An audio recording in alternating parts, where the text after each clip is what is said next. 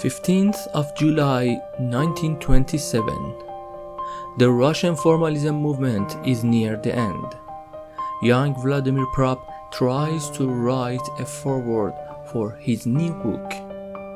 He wants to explain a problem that he has thought about for years. Why in botany scientists could separate and describe a plant precisely and flawlessly, but we can't do that in the literature in a study on stories. He chooses a word for his purpose that no one before him used to analyze literature: morphology. And the famous book by Vladimir Prop was published under the name of Morphology of the Folk Tale. This book starts a journey that has been going on until today. In this journey, the question is how we can study a story as a system or organism. But Vladimir Prop was not the first person who thought about this problem. I taught cinema for more than 15 years.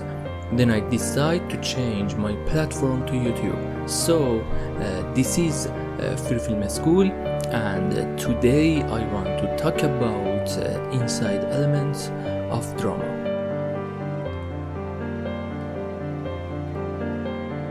When we write a drama as a screenwriter, we imagine a story, then translate this imagination into the language of cinema. With the help of the cast and crew, this imagination appears on the screen. And in the last part of this communication, the audience imagines that story and understands that. Two major parts of this communication is related to imagination. First, for the writer to create the story, and then for the audience to understand that story. When audiences imagine the story, they unconsciously use some tool to know the elements of drama, just like some scientist uses morphology in studying a plant. But we want this mechanism for the writer to be consciously and intentionally. We have to learn that. Then we can use that in our screenplay. The first person in history who discovered that mechanism was Aristotle. Aristotle finds out what are the elements of drama. He named aspects of drama and even found a priority for these elements. Poetics was the best way for writers to arrange their stories throughout the history of dramatic literature, until the problem that Vladimir Prop brought up. We will come back to the Vladimir Prop's question in the last part of this video. According to Poetics, an excellent book by Aristotle, we have 6 elements in every drama. Or we should say, we can think about every drama with these 6 elements. Poetics has 26 chapters, and Aristotle talks about elements of drama in chapter 6. I will mention some of the essential sources from Poetics, but I know the language of Poetics is complex, so I avoid all these references and explain the meaning of the subject in the simplest way I can. The first and most crucial elements of drama is the plot. Aristotle says, for by plot I here mean the arrangement of incidents. Uncomplicatedly, the plot is the sequence of events within a story, describing what happens and why. I should simplify 2 steps more to clarify the plot's definition. First, plot and story are 2 different things. The story is a comprehensive narrative, but the plot is part of the story. What part? Those parts we show in the screenplay to the audience. And the second step of simplification, we should add the reason for incidents as a writer. We select parts of the story and arrange those parts in the sequence of events, with the beginning, the middle, and the end. But it is not enough. The plot needs a reason for every part, like the relationship between pieces of the domino, like the metal rings of a chain that are linked. We have to build up a reason for every part of the plot. In dramatic literature, we call that causality. Causality is the relationship between cause and effect. There is a famous example of describing causality in drama by Edward Morgan Forster. Imagine these two sentences and think about the relationship between them. The king died and the queen died. These two sentences are not related together, but when we add a cause, we make causality. We have the king died and then queen died of grief. Now we made a step forward to arrange a plot. We made a chain of cause and effect, the spin for the plot. So the plot is the first principle of drama. As Aristotle says, the plot is the soul of drama. Let's review the plot of The Godfather. We see the wedding of Corleone's daughter. Johnny complains about the producer who doesn't take a role in his movie to Johnny. Don Corleone sends Tom to talk about that movie with the producer. He does not accept the proposal of Corleone's family. Someone kills the favorite horse of the producer, and as a threat, they put the head of the horse in the producer's bed. Sollozzo offers a partnership in selling drugs to Don Corleone, and Don Corleone does not like that partnership. Sollozzo tries to kill Don Corleone, but he doesn't die. Michael, with a plan, kills Sollozzo and a corrupted cop. Michael is going to Italy. He falls in love with a Sicilian girl. They get married. Because of the gangster war in New York, they plan to kill Michael. But they kill his wife. In New York, other mafia families make a trap and kill Sonny. Don Corleone accepts the peace. Michael is coming back to New York. Don Corleone gives the power of Corleone's family to Michael. Michael finds the traitor and kills the head of 5 mafia's families. You can see the chain of cause and effect made a perfect plot. Every incident is related to the next one, from beginning to end. The second element of drama is the character. According to the Poetics, drama is the imitation of an action. What does that mean? When we want to tell a story in a medium like cinema, we try to represent the reality of life we experience or know. We want to share this experience or knowledge with the audience. For this representation, or with words of Aristotle, for this imitation, we need some agents, mainly with a view of the action. It's necessarily some figures to be the characters of the story. Let's have a precondition for the second element of drama.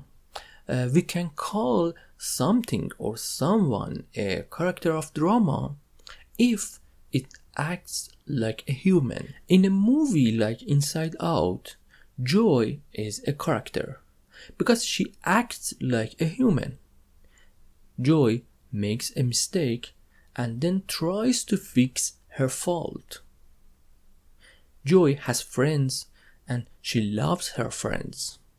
These are some acts we expect of a human, so we can call Joy a character of this drama. We should discuss character and characterization in different videos because it is so crucial.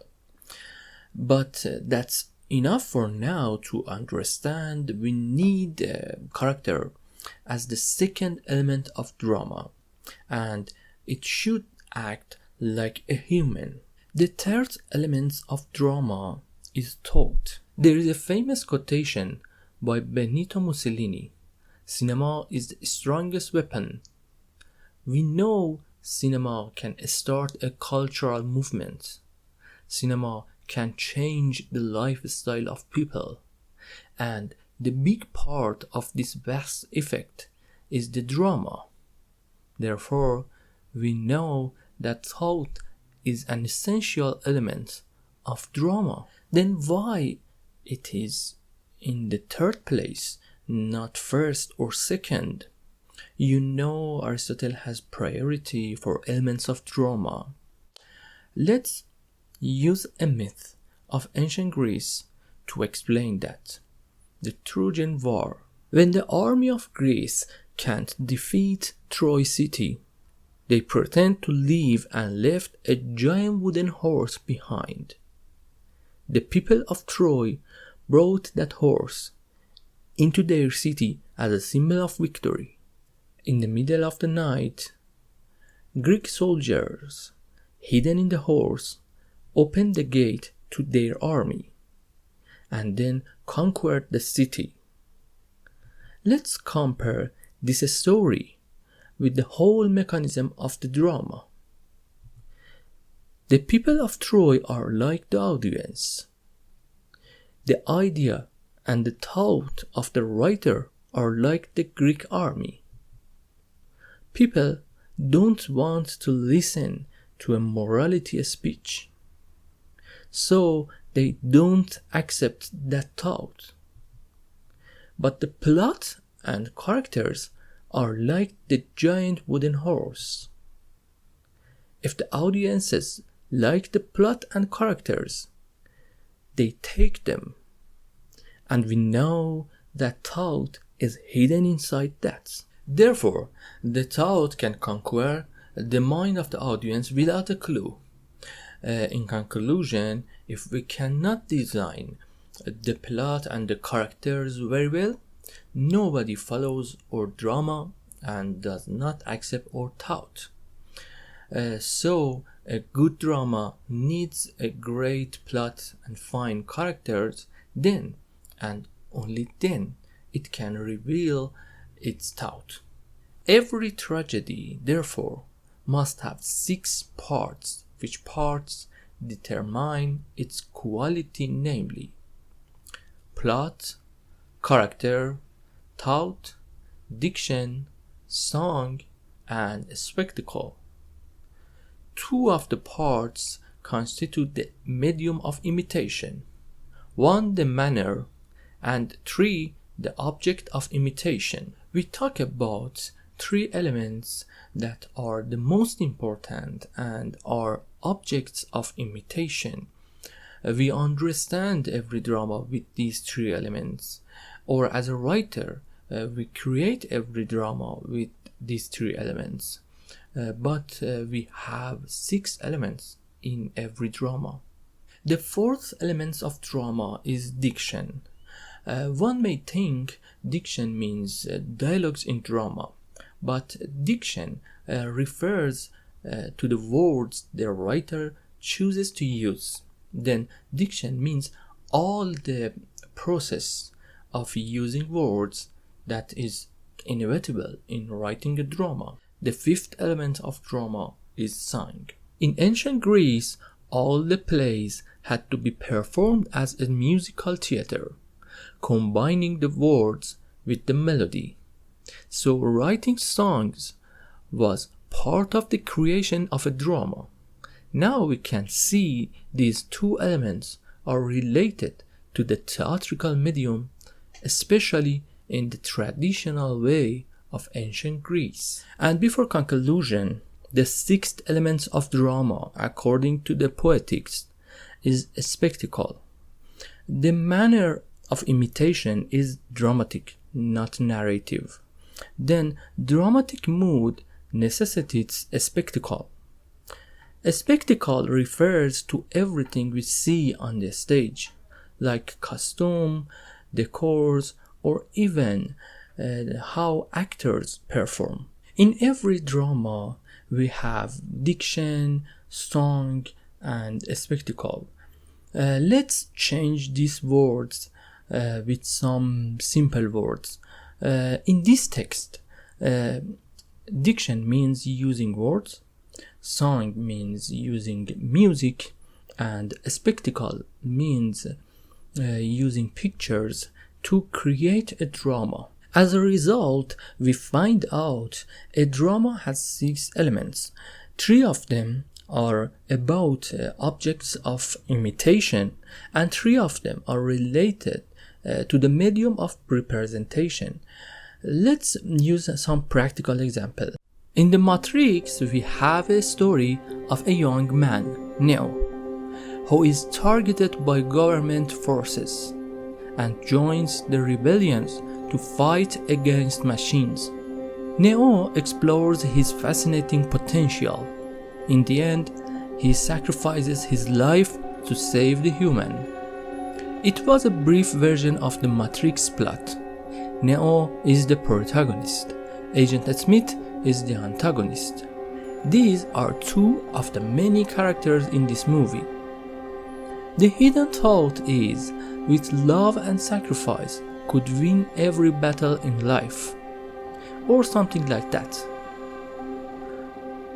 But how do we understand this drama?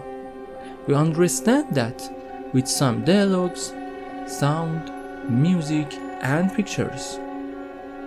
So we can realize the story of a screenplay with 6 elements of drama. Now, could we answer the problem that Vladimir Prop brought up? What we discussed today was the inside elements of drama. To find the answer to Prop's question, we should consider the outside elements of drama as well. But this topic needs another video. Based on what we learned today, I should say inside elements of drama is a practical way to improve your skill in writing a screenplay. Whenever you start thinking about a new script, first check these 6 elements of drama. Aristotle and I certainly guarantee that would help you.